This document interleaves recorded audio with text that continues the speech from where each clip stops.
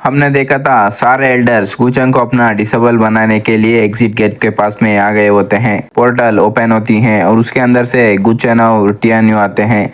फिर अनाउंस करने लगते हैं, इस एग्जाम में पहले गुसेंटंग और दूसरा ये टियान्यू है। टियान्यू गुचन से बताने लगता है, ब्रदर इस बार आपका शुक्रिया है, आपकी वजह से ही मैं सेकेंड आ पाया हूँ। फ्यूचर में हमारा लाइफ अच्छा होगा। फिर हमें एल्डर्स को दिखाया जाता है, गुचेंग को घूर के देख रहे होते हैं। फिर सभी एल्डर्स एक साथ में गुचेंग को घेरने लगते हैं और बताना स्टार्ट करते हैं, बच्चे 10,000 साल से तुम पहले ऐसे बंदे हो जिसने 9/11 सेट के ओल्ड डिसिपल्स को रास्ते में पीटे हो। हालांकि तुम टियानफेंग को अपनी मास्टर मान चुके हो, सेट के बाहर है, लेकिन अभी तक तुम सेट में रजिस्टर नहीं हुए हो, तो चाहे तुम दूसरे मास्टर को भी चुन सकते हो। एक और एल्डर भी कहने लगता है, क्यों ना तुम मेरे डिसिपल बन जाओ, फर्क नहीं पड़ता है वो क्या बेनिफिट दिया है तुम्हें, मैं उसके दुगने दूंगा। एक और एल्डर भी कहता है, मेरा डिसिपल बनो, मैं 5 गुना दूंगा, मैं 10 गुना दूंगा, मैं 20 गुना दूंगा। उनकी बातें सुन के गुचन अपनी मन में सोच रहा होता है, मेरा से दूर रहो, मुझे परेशान मत करो। टियान्यू को दिखाया जाता है, उसके पास तो एक भी एल्डर पूछने नहीं आया होता है। टियान्यू कहने लगता है, सभी लोग मैं भी यहीं पे हूँ, कोई भी मेरी तरफ देख भी नहीं रहा है। तभी उस जगह पर एल्डर टियाफेंग आता है और वो कहने लगता है, क्या तुम लोगों का हो गया, क्या अभी भी तुम एक एल्डर की तरफ व्यवहार कर रहे हो? हाँ, इतना बोल के गुचें के पास में आने लगता है और कहता है, सैंटोंग तुम्हारे अंकल के बकवास बातें मत सुनो। इतना बोल के गुचें के हाथ से चिपक लेता है और वो भी गुचें को मक्खन लगाने लगता है। फ्यूचर में जो भी तुम्हें चाहिए, वो कल्टीवेशन के रिसोर्सेस हो या मार्शल आर्ट्स के स्किल्स, मास्टर तुम्हें जिस वक्त चाहिए उस वक्त देंगे। अगर कल्टीवेशन के दौरान तुम्हें कुछ समझ नहीं आती है तो तुम मुझसे हमेशा पूछ सकते हो, मैं तुम्हारी मदद करूंगा। जो सुन के गुचन तो चुप रहता है, लेकिन सारे एल्डर्स गुस्सा करने लगते हैं, क्या फर्क है अब तुम में और हम में। टियानफेंग अपनी मन में सोच रहा होता है, एक पियरलेस टैलेंटेड डिसेबल को एक्सेप्ट करना बहुत ही मुश्किल है, मैं इसे अपने हाथ से जाने नहीं दूंगा।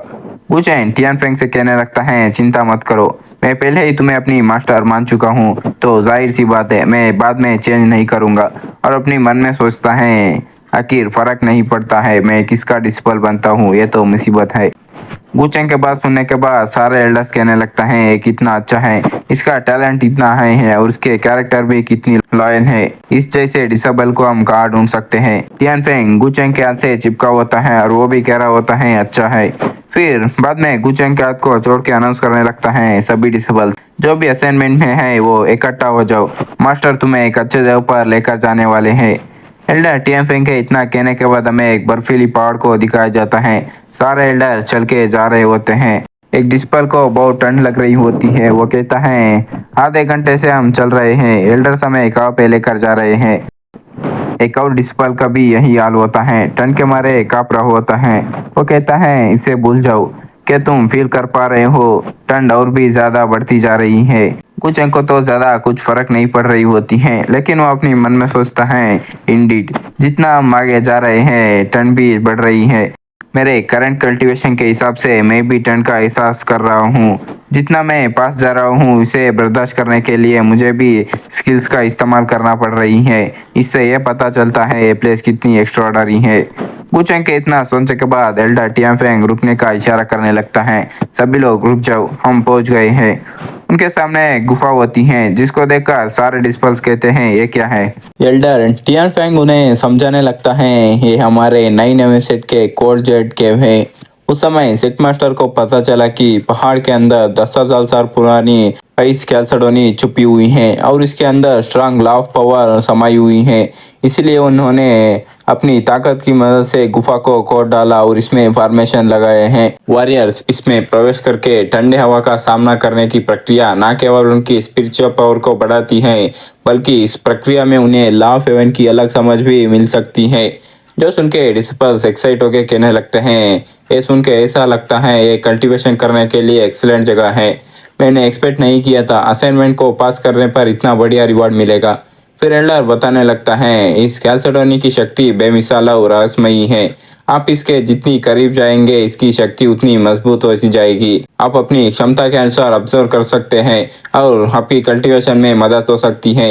लेकिन फुल मून के टाइम से नुकसान हो सकता है। इससे जरूरत से ज्यादा ऑब्जर्व मत कीजिए। आप कोल्ड जेट केव में हो और ठंड का बर्दाश्त नहीं कर पा रहे हो तो जितनी जल्दी हो सके उतनी जल्दी बाहर आ जाओ, नहीं तो स्पॉट में ही मारे जाओगे, ये याद रखना।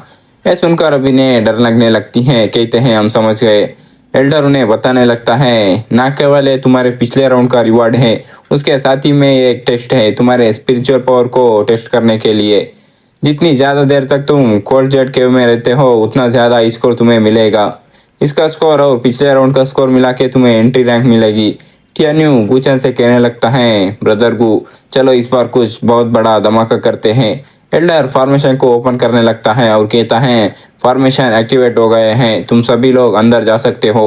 वो इतना बोलने के बाद हम देख सकते हैं फॉर्मेशन के अंदर सभी डिस्पर्स नीचे चले जाने लगते हैं। वो फॉर्मेशन के दूसरे जमीन में गिरने लगते हैं।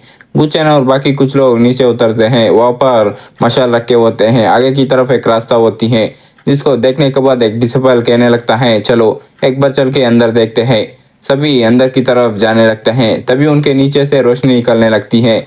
जैसे ही वो नीचे देखते हैं तो उनके नीचे एक बहुत बड़ा फॉर्मेशन बनने लगती है, जो देखकर कहते हैं यह तो एक स्पेशल स्पेस बाइंडिंग फॉर्मेशन है। एटीआने भी शॉक में होता है। तभी एक डिस्पल कहता है, मेरा पैर, मैं हिल नहीं पा रहा हूँ। उनके पैर ऐसे जम गई होती हैं। वो क्या रहा है यहाँ। फिर सभी लोगों के पैर ऐसे जमने लगते हैं, जिसको देखने के बाद गुचेंग को कुछ पता चलती है और इसलिए वो कहता है, हो